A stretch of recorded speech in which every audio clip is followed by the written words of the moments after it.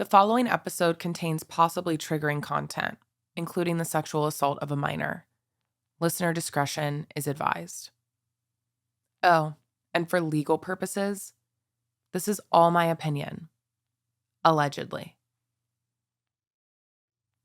If you're in an abusive relationship, you're encouraged to end it. If you're in a toxic friendship, you're encouraged to let it go and move on. But if you have an unhealthy relationship with family, people will tell you that you should really try to stick it out and see it through. They're your family. What obligation do you owe someone just because they're family? That's something I have been trying to answer as I go through this journey. I'm not sure you have any obligation to anyone but yourself and your convictions.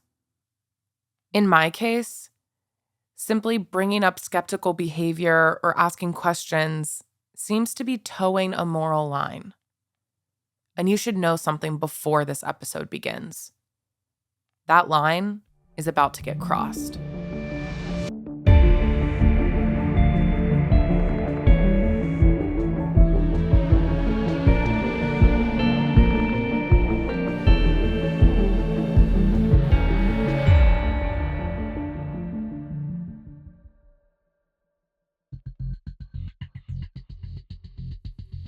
Black family dynamics are complex. Camaraderie is important. There is a lot of mistrust in a system that has actively targeted and never supported Black people. It's common to want to handle issues within the family or squash them quickly and move on. My family was no different. It's very obvious that my dad's side was ready to keep things moving as soon as they could, especially when other family members' names were getting brought up. I'm not really sure JC's family wants to have this solved because I think it'll impact the family. I guess it could be because my dad was already gone. Why lose another family member to the system?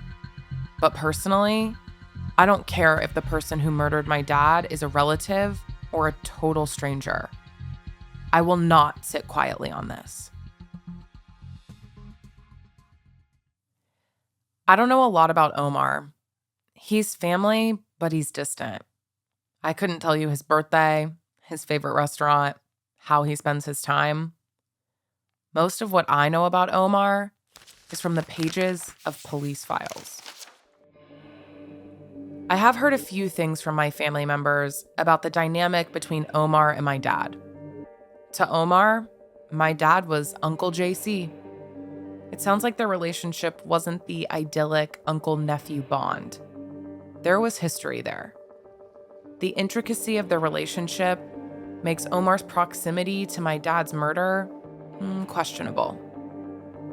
Something did go on with him and Omar, but I can't remember what it was or if it was serious enough that I can think like, oh, this is a problem. Omar Foston is the key witness in this story. He was there the morning my dad was murdered. He was considered a victim of a home invasion by the same guys who allegedly shot my dad. Omar would have seen these guys. He went outside with them, spoke to them, and somehow ended up escaping from them.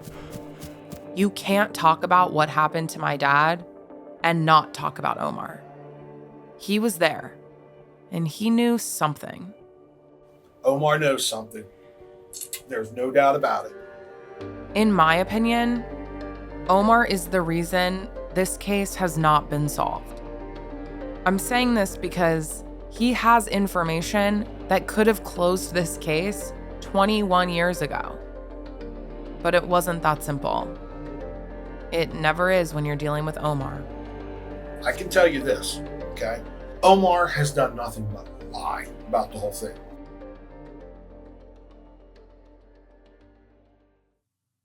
Let's go back to that morning. The 911 call. There is something so strange about his dialogue. He doesn't mention my dad at all. He gives no description of the men who were there. He gives hardly any detail at all other than they had his mom and his girl. The weird thing about the 911 call isn't what he said, but what he left out.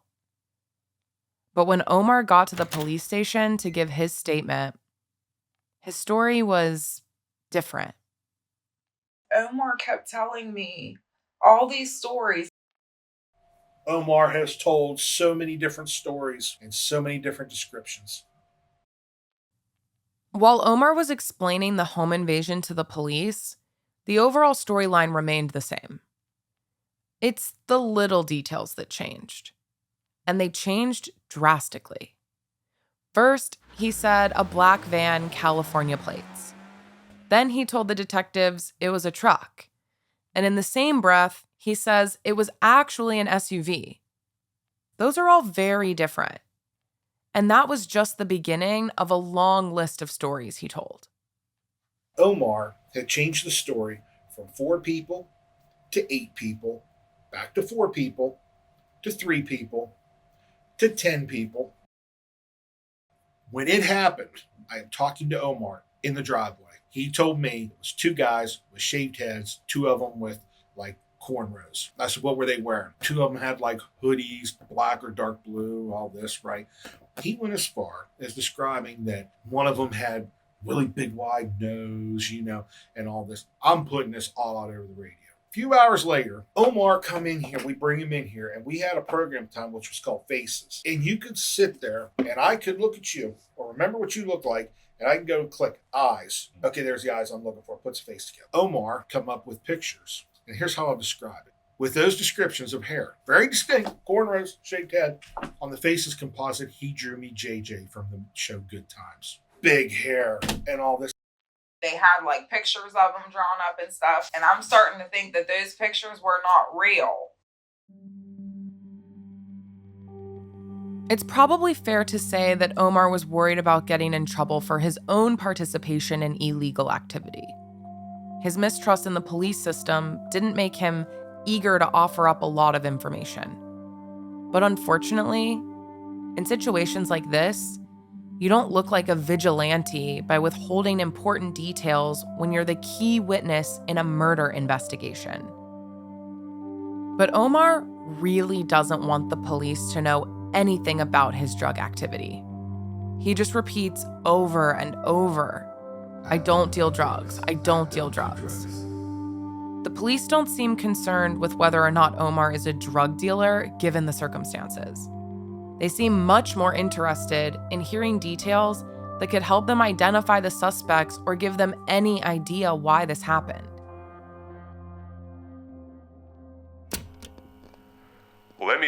Okay. They picked this house to come and look for money and mention drugs to your mom. Your mom hears them looking for drugs or money or both. See, what I'm trying to do is I'm trying to get your mind working here, so maybe you can help us out a little bit here. Let me make you understand something right now. Your drug activity is not our priority here. Omar was not helpful. He was probably harming this investigation with his confusing testimony. You can tell the detectives were frustrated, but also curious why he was acting this way. When I asked you what these guys looked like this morning, and I asked you, did any of them have any cornrows, shaved heads, or anything like that, you mentioned nothing of a goatee. You gave me a totally different description of this van or this SUV, and at this point I don't even know what I'm looking for. I mean, here's what I'm starting to think, Omar. I'm thinking you know who these guys are. Like it says in that 911 tape. When the dispatcher asked you, do you know who they are? And you said, yeah. Omar, we need your help. Your uncle is dead. Your mom was that far away from being behind him. So were you, and so were the other people in that house, Omar. Omar, I don't think you're telling us everything we need to know. You're not helping us catch these people, and I don't know why you're not helping us. Somebody put a gun to my mom's head. I mean, I would vow I would do anything it took. you're sitting here kind of lax about all this. Omar even says that these guys were shooting at him. I'll never forget, he had like a wound on his forehead, and he told us that they were shooting at him. The people that shot Dad were also shooting at him through the woods. I don't know about that mark he had on his forehead. It wasn't no bullets. He acted like a bullet grazed him or something. If that were true, there would be some evidence of shots fired outside. But there was none. That's evidence right there when they went through the whole woods and found not one bullet. The police go back and forth with Omar for hours. Omar denies simple facts. These guys were looking for a safe. And they were looking for a safe that held a lot of money. And that money came from drug dealing. Omar's, someone else's, it doesn't matter. But Omar won't give them any information because it seems like he's worried about incriminating himself. In his interview, he swears he doesn't know why his house was targeted or how they knew about this safe. But Omar and his mother Pearl could be trying to protect the owner of that safe. Or maybe it's because that she was involved. Not saying that she's involved in drug activity, but maybe her kid was, and she was protecting her kid. Because the safe was supposed to belong to Richard, which is Aunt Pearl's son. They was looking for a safe with money, but they was looking for Bay, which is Richard. That's what they called him. They was looking for his safe with money. And they just kept on screaming, "Where is Bay's safe?" When they took Omar, that is the big key. When they took Omar outside, what was said, and Omar just says, "Oh, they threatened him, saying we want the money. What money? What money?" That safe supposedly belonged to Omar's brother, Richard. This safe holds some weight in this story. But what does it have to do with my dad? With Aunt Pearl, what really happened, I don't know. They came into her house first, went into her house, told her they were looking for money in a safe. She couldn't come up with that. Maybe it wasn't in our house next door. I really don't know. Maybe my dad was keeping the safe for Richard. There's something that has bothered me about this whole thing. Something other people have pointed out to me as well. My dad, a former drug dealer turned police informant, owned multiple guns. They say he would have had to pass at least 4 guns to get from his bed to the living room where he was shot. They weren't hidden. They were just in the closet, and there was one at the head of his bed. But when he approached the hallway to walk to the front door, he didn't have a gun in his hand. My theory? He knew the person at the door. Maybe they were family. Maybe it was Omar. There's a story I keep hearing, that my dad is buried with a fist. They say he was clenching his fist when someone kicked in the door and shot him. That by the time the police moved his body, he had rigor mortis, so they were unable to open his hand. They're saying that Dad died with a fist balled up. I don't remember that, but the police even said that his fist was balled up. They said that his fists were like this when they got him to the hospital. So he was wanting probably to fight this person, which leads me to believe it's somebody in the family or somebody he knows. Because if it was a stranger, he would have shot him. If my dad thought someone was at the door with a gun, he would have grabbed a gun. But he made a fist instead. And they said that Omar looked like he had gotten punched in the jaw. Omar maintains that he wasn't there when my dad was shot, that he had nothing to do with it. He was right there. He was right there. How do you not see these people? He knows who they are. It's infuriating to read through Omar's witness testimony. He avoided nearly every question he was asked. Omar is quite the storyteller. His ever-changing stories were what this entire investigation relied on. And his lies made things more difficult. But he does not cooperate, and he will not talk to us. Omar's the key. Will we ever get the truth out of him? I don't know. But there were two other witnesses: Pearl, Omar's mom, and Kim, Omar's girlfriend at the time. I honestly feel that Kim was the only sane person in that house that morning. Kim didn't see the men. She was ambushed in the dark and they put blankets over her. But even with her face covered, she heard their voices. And one voice was so distinct, she knew she would never forget it. That voice still sticks in my head. Kim plays a unique role in this story. She was the only victim there that day who wasn't related to my dad. She gave an initial statement the morning of July 11th, but she went back in a few times with more information. Her testimony, even though she didn't see much, was useful. She gave a lot of descriptive details that helped police eventually identify one of the suspects. That's when they first heard the name Daryl Smith. Daryl Smith is the only person officially associated with my dad's murder. Back in 2002, the Belmont County Sheriff's Department and the prosecutor's office both believed Daryl Smith was such a solid suspect that they took the case to a grand jury.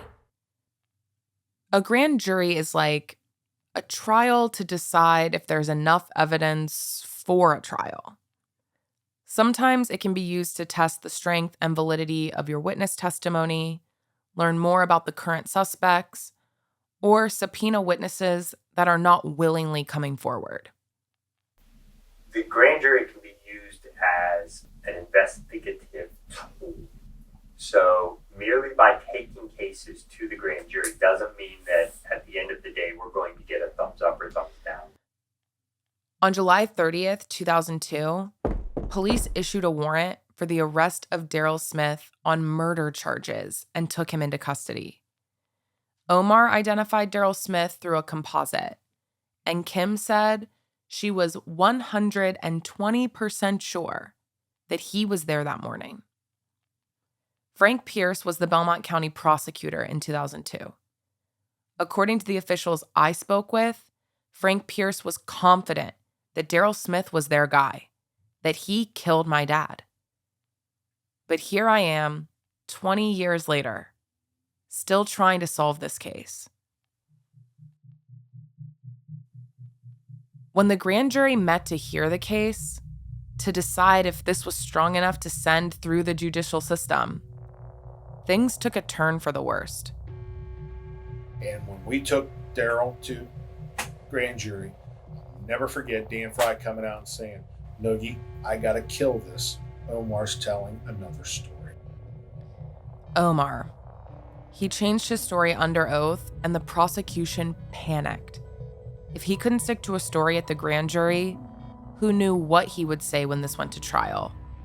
Frank Pierce didn't want to risk it. If Daryl Smith was declared not guilty in his trial, they could never take him back to court again for the murder of my dad. So they dropped it, and Daryl Smith walked. But on page 32 of the police report, I found an interesting note. A year and a half after my dad's murder, Daryl Smith was up for a 30-year sentence in a federal correctional facility for a drug charge. According to the arresting officer, Daryl inquired what forgiveness he would receive for assisting in solving a homicide. The arresting officer explained that he would receive substantial forgiveness from the drug charges unless he was responsible for the murder or involved in the murder himself. Daryl reportedly asked for a few moments with his attorney and then let the arresting officer know that there was no deal.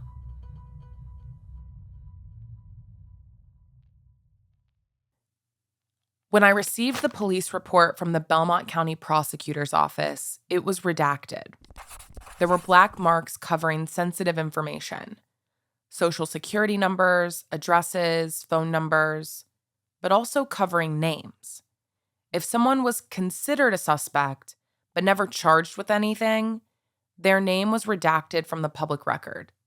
The only name associated with this case the only person ever charged, was Daryl Smith.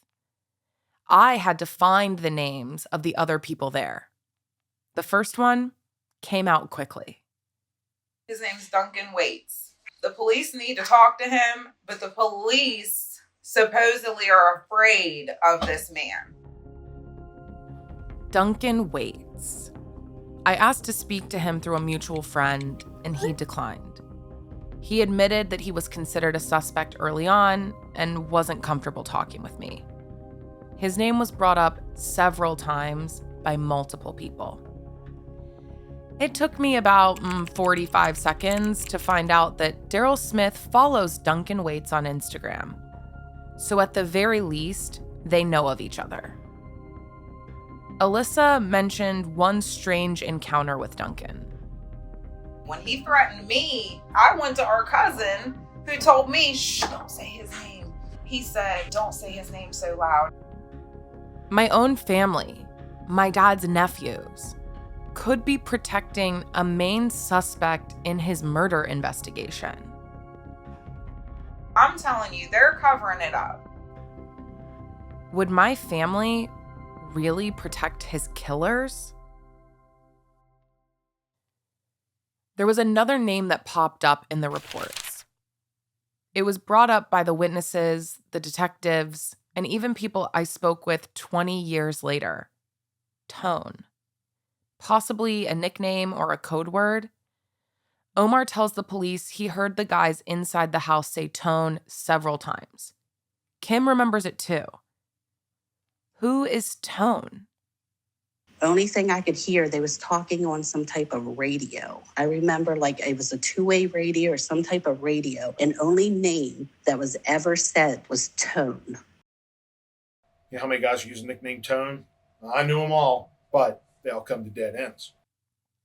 I've gotten a lot of guesses from family members. Some still send me Facebook pages for Tones across the country. Some say Tone is definitely a nickname, not his actual name. But when I sat down with the Belmont County Prosecutor's Office, I overheard them mention Tone. Is Butchie Griffin listed in that? I know Tone is, but I thought, is Tone Butchie Griffin? I don't think those reports ever say who Tone is. Was Tone Butchie? In every family, there are whispers, but this is not a normal family by any means. Here, we don't have small family gossip. We have repulsive rumors. I'm struggling to decipher what information needs to be shared, what adds to this investigation, and what is unnecessary. It is truly a struggle that makes me sick to my stomach. Multiple people, on separate occasions, came to me with an interesting motive for my dad's murder. I even talked with Alyssa before putting this in the show because it's incredibly sensitive. To protect identities while discussing this topic, I am changing the voices and withholding the identity of the people I spoke to.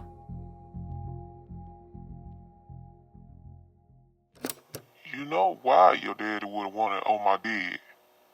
Because Omar was sleeping with Alyssa.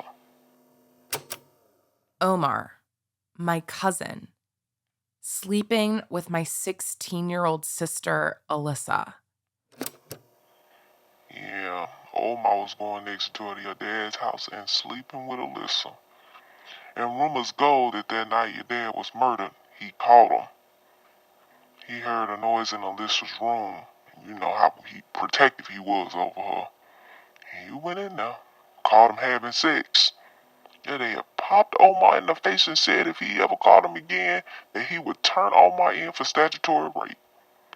Then I heard that Omar went home and got so mad that he got a gun and he went back over to your daddy's house. The police report contains hundreds of pages about this home invasion. And this theory negates that. It's pretty out there. And the person who said this has no solid source of where they heard it from. When I heard it from another source, They too couldn't remember where it originated. Just that once someone started talking about it, they all started talking about it. I've met someone who has said a lie so many times, they start to believe it's true. I think that's happening here.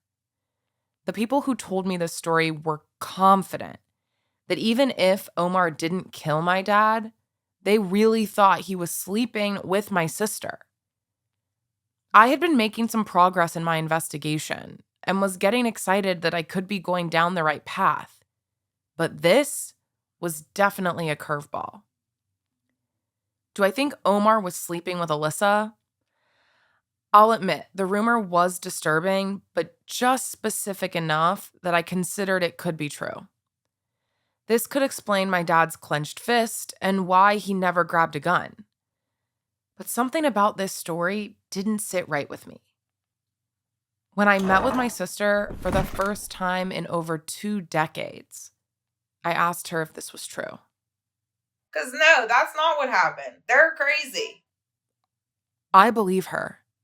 The way she expressed herself, her body language, her shock. She had been incredibly vulnerable and honest about everything.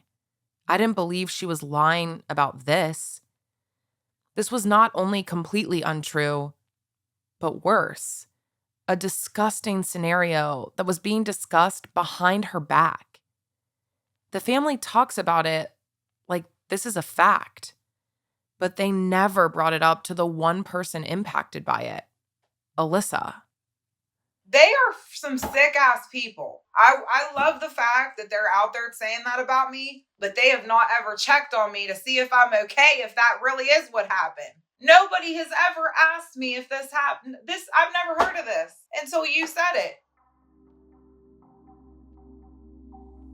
There are a lot of rumors surrounding Omar that are absolutely insane and completely different from one another. But in this story, when something feels that crazy, it might be true. That has been a difficult part of this journey. Hearing a rumor that has been circulating for so long, it has taken a life of its own. Getting to the truth means undoing 20 years of the telephone game. It's like I can remember something so vividly and then other things are very foggy because people have told me so many stories that I start to get confused. At the end of the day, everyone is trying to cover their tracks and eliminate their involvement. So their version of the story is completely different from someone else. Perception is reality. And after 20 years, it's probably hard for them to separate the story they've made up from the real events that transpired. Now do you see why I'm having such a hard time all these years? Because they tell stories that don't have nothing to do with the reality. Somebody told them that and they kept going with it. Whether intentional or not, Omar lied. But everyone else is lying too. And every lie is contributing to the confusion that is keeping this case from getting solved. Maybe that's the point. Maybe the family is protecting their own. I've thought a lot about this. You've heard the names that I believe are directly associated with this day. But I have suspicions that some of my other cousins played a role in my dad's murder. But maybe there's a reason behind it. They're trying to have somebody as a fall guy, I'm telling you. Because I never thought it was Omar. I did have a feeling that he knew a lot more than he puts on, though. But I never had that vibe that he actually did it. Was Omar the scapegoat? He was the easiest person to throw this on. Recently, Omar and I started chatting on Facebook. He was offering up information about my dad's murder without much push. He was just talking, and I was letting him. He gave me names and details that matched some of the reports. Was this the real story, or just another tale to throw me off? I'd think after carrying around the secret of your uncle's murder for 21 years, you'd feel a little guilty. I wouldn't want to live in fear, constantly looking over my shoulder for the rest of my life. Even after talking with him briefly, I can't figure out what is going through his head. After the release of episode 1, Omar reached out. He said I got it all wrong, but he's had 21 years to set the record straight. Omar's scared of something, either of implicating himself or these guys. One of the benefits of being on the outskirts of this story is that I can see it from a bird's eye view. I am not fazed by the family ties. I don't have a connection to the county officials. There is no quid pro quo here. But I am not here to cause damage. I'm not trying to out anyone's lifestyle. I'm searching for answers that are being covered up. If these people had been more forthcoming 20 years ago, I would not need to do any of this. There's that moral line, the one that I have probably already crossed. In exploring this case, I am making discoveries that people wanted to keep hidden. But if it is linked to my dad and his murder, if it is vital to this investigation, I'm going to uncover it. Omar wasn't the only person telling half-truths. It feels like my family is trying to protect someone. I knew I wasn't getting the full story from anyone, including the cops in Belmont County.